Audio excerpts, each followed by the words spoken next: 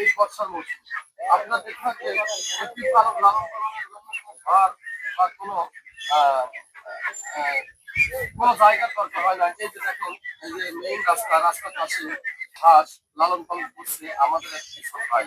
ঠিক আছে, প্রিয় দর্শক, এই যে আপনার দেখেন, এই যে হাঁস, এই যে দেখেন অনেকটাই বড় বড় হয়েছে এখন। এই যে প্রিয় দর্শক,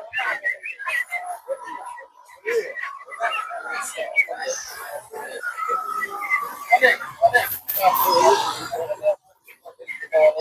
এই যে রাস্তার পাশে, এই যে এটা হচ্ছে মেইন একটা রাস্তা, এই রাস্তার পাশে এই হাট।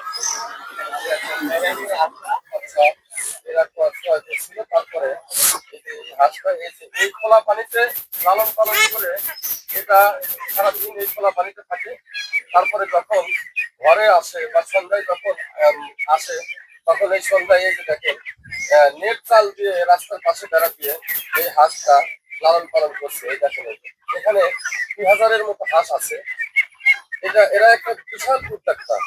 এই উদ্যোগটা এরা অবশ্যই সফল হয়েছে বা সফলতা দেখেছে। এর আগেও এরা এটা লালন পালন করেছে। এই দেখেন প্রিয় দর্শক, এই যে আপনারা দেখতে পাচ্ছেন, অনেক অনেক এখানে অনেক, আপনার দেখলে অবাক হয়ে যাবেন। অবাক হওয়ার মতোই একটা বিষয়, অনেক জায়গা জুড়ে এই হাঁসগুলো এখানে লালন পালন করছে। এখানে বাড়তি কোনো খাবারের প্রয়োজন হয় না, বাড়তি কোনো ওষুধের প্রয়োজন হয় না। এরা সকালে এই যে দেখতে পাচ্ছেন, এই যে খোলা পানি, এই যে মাঠের ভিতরে পানি, এই খোলা পানিতে এরা সারাদিন খাবার খায় এবং সন্ধ্যায় এখানে আসে এই যে রাত্রের বেলা এখানে থাকে।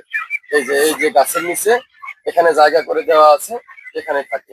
এখন প্রিয় দর্শক, কথা বলবো এই হাঁস লালন পালনকারী আমাদের যিনি উদ্যোক্তা, সেই উদ্যোক্তা